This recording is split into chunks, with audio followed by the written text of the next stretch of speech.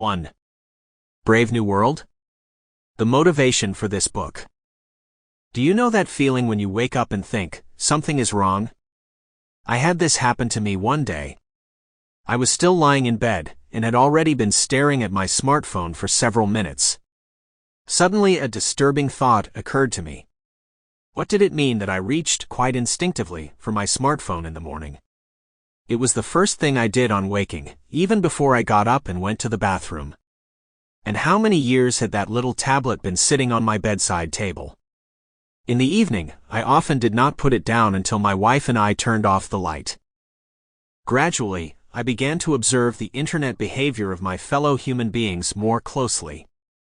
It struck me that practically no one has any objection to the fact that we are constantly looking at these small screens in our hands.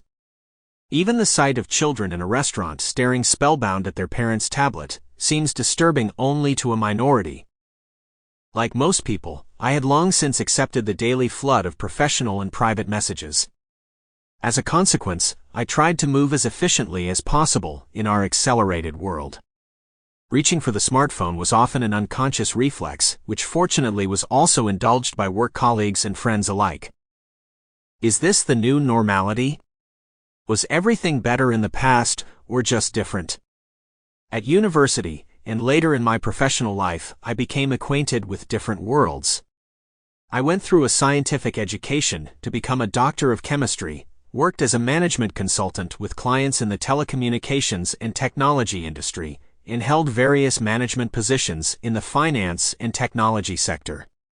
Based on my experience over the past 25 years, I can say that the internet and smartphone or tablet have accelerated access to information in a beneficial way.